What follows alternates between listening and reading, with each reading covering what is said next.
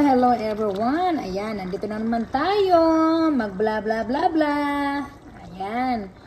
Ayan guys, nagluluto ako ngayon ng chicken adobo. Simple lang pagkaluto. Ayan. At marami na rin akong linuto na kanin guys. Ayan. Ngayon, kaya marami man tayong nalutong chicken adobo, ano gagawin natin dyan? Siyempre,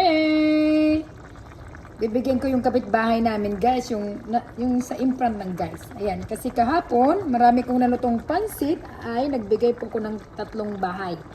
Ayan. Anyway, so far so good, tinanggap naman. Ayan, ganyan natin yung simpleng chicken adobo. Ayan.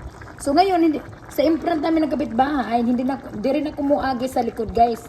Muagi na ako sa imprant na mo kay yung gitna mo, dugtong man sa ilang gate, tapos may daanan din, doon lang ko muagi guys. Din ako mulabas sa gate, tapos muliko ko sa ilang property para mga tulang sa likod. Bangin ta mapusilan one, diba? Kamalantag kawatan.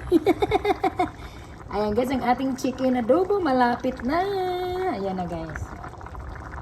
Kaya, marami na rin kanin ng ko kasi siyempre pag magbigay ka ng chicken adobo, kailangan may kanin para chicken adobo with rice, di ba?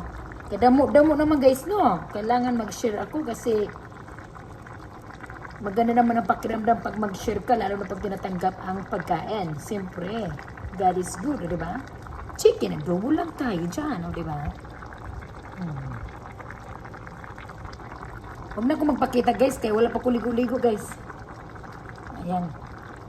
Baka magpakita ko sa camera guys, takbuhan yung chicken ko. Ayan, luto na siguro na yung ngayon. Ayan, aking mayroon kong lalagyan ng chicken adobo para sa kapitbahay. Anay lang.